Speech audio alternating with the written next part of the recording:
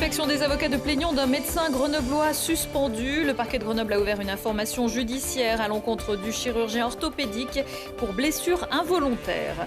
Le World Trade Center de Grenoble accueillait mardi les 4e Business Hydro, les rencontres d'affaires des acteurs de l'hydroélectricité.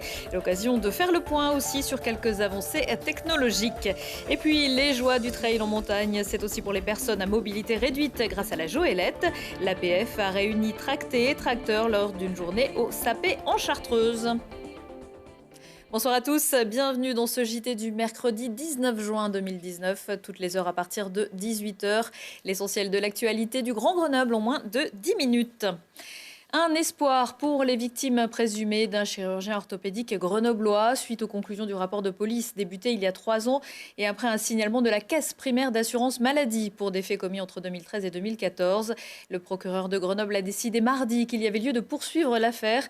Une information judiciaire a donc été ouverte à l'encontre du docteur Vouillat pour blessures involontaires. 27 dossiers ont pour l'instant été retenus, mais ils pourraient être beaucoup plus nombreux. Maître Bourgin et Maître Gerby suivent chacun plusieurs plaignants. Pour les victimes, c'est un soulagement. C'est aussi la meilleure réponse qui est faite à ce médecin ensuite de la procédure de diffamation qu'il a engagée contre elle. Il n'y a pas de meilleure réponse que la réponse judiciaire pour faire taire la procédure de diffamation. Donc c'est une satisfaction. C'est aussi la conscience que cette procédure va être longue, elle va être complexe, elle va mettre en œuvre beaucoup d'expertises, des expertises qui seront peut-être contradictoires les unes des autres. Donc il faut s'armer de patience et puis surtout, il faut être bien entouré, il va falloir que des médecins assistent aussi les victimes. Ce sera peut-être la partie la plus compliquée de ce dossier. C'est clair que la médiatisation d'un dossier comme celui-ci entraîne beaucoup de réactions de la part des anciens patients de ce médecin. Il y en a qui nous interpellent alors qu'ils ne souffrent pas aujourd'hui mais ont peur de souffrir demain. Pour eux, on ne peut rien faire, il faut qu'ils attendent et s'ils ont bien été opérés, tant mieux pour eux. Donc oui, il y a une sursollicitation de la part des anciens patients de ce médecin auprès des cabinets d'avocats. Je n'ai pas beaucoup de retours pour l'instant, mais à l'évidence, par exemple pour une personne amputée qui a pu être médiatisée récemment, c'est la satisfaction la plus totale. Mon cabinet et cette personne poursuivons ce chirurgien depuis 12 ans. J'estime que ça n'est pas une victoire pour ce chirurgien que de se voir affublé aujourd'hui d'une instruction correctionnelle. Il y a probablement dans ce dossier trop d'erreurs, trop d'opérations qui n'auraient pas dû être réalisées pour qu'on se satisfasse de la qualification basique de violence involontaire pour basculer sur des violences volontaires. J'ai opéré parce que j'ai commis une faute extrêmement lourde, frisant l'intention volontaire de causer un dommage corporel à mon patient.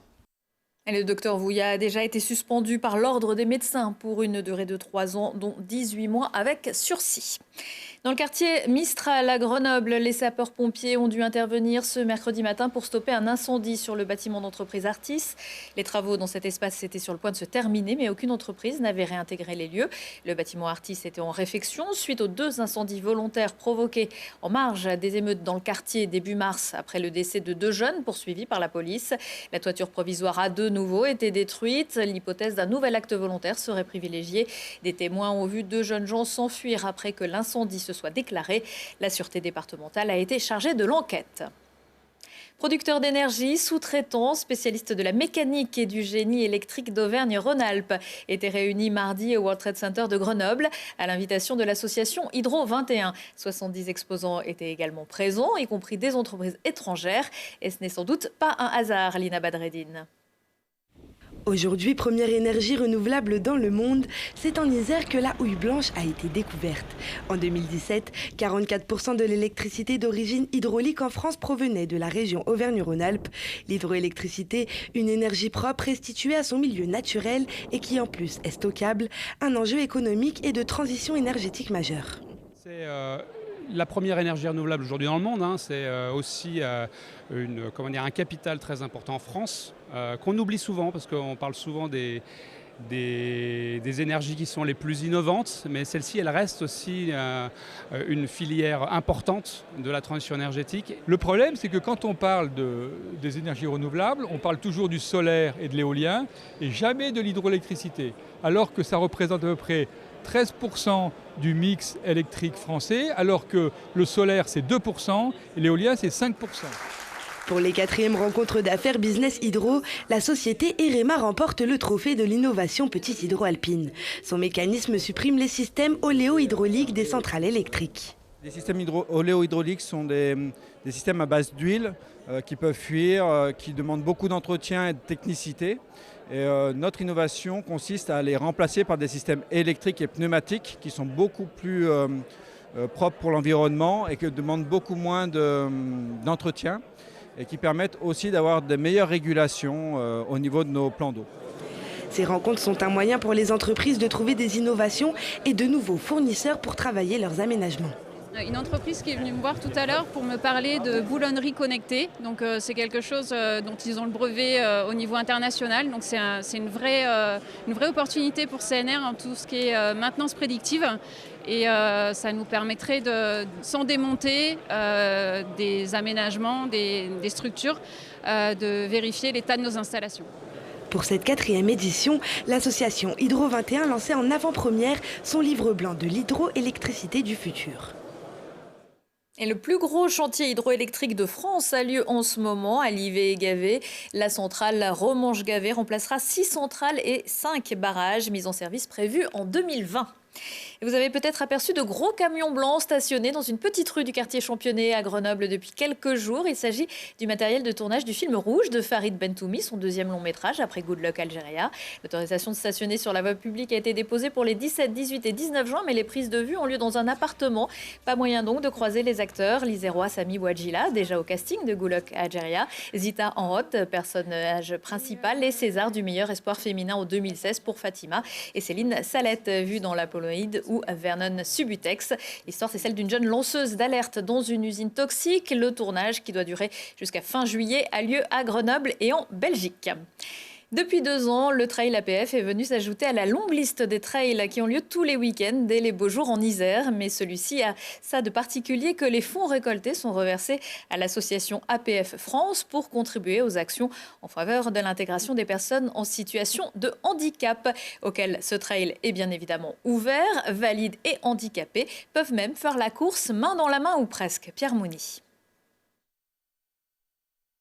Ce drôle de moyen de transport s'appelle la Joëlette. Inventée en 1988 par Joël Claudel, elle permet de porter une personne handicapée et de passer là où les fauteuils roulants ne passent pas. Une belle invention qui permet aujourd'hui à 6 personnes handicapées de prendre le départ d'un trail de 8 km au Sapé en Chartreuse. C'est très agréable, ça secoue pas mal, mais moi ça me gêne pas, bien au contraire. Et c'est un peu la sensation d'être comme tout le monde, parce que sans la Joëlette, je pourrais pas le faire. Et ben en fait les sensations c'est que du coup on est vraiment à même, c'est pas comme dans une voiture où vous êtes protégé, là on n'est pas protégé, du coup on est quand même, je vais pas dire à même le sol, mais on a vraiment les sensations de montée, de descente, de secousse et tout ça, on est vraiment dans le truc quoi, c'est un peu comme si on était en parapente. Pour tracter ces Joëlettes, 4 ou 5 personnes sont nécessaires. C'est quand même un apprentissage, le pilote est à l'arrière, voilà, c'est lui qui est plus technique. Donc il va apprendre à bien positionner la personne sur la Joëlette pour pas qu'elle soit trop en avant ou trop en arrière. Et à l'avant, c'est plus niveau force, c'est celui qui va attirer la Joëlette. Et souvent, il y a des personnes sur le côté qui aident. C'est la seconde édition de ce trail organisé par l'Association des paralysés de France. Une belle occasion pour faire découvrir cette pratique.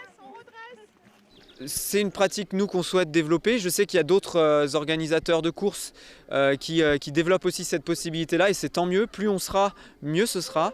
Et notre objectif aussi sur ce trail-là, c'est de montrer que c'est possible. On le fait nous-mêmes. Et puis de continuer d'année en année à avoir de plus en plus d'équipages.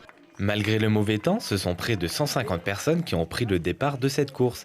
Les Joëlettes mettront environ 2 heures pour parcourir 8 km et 340 mètres de dénivelé positif.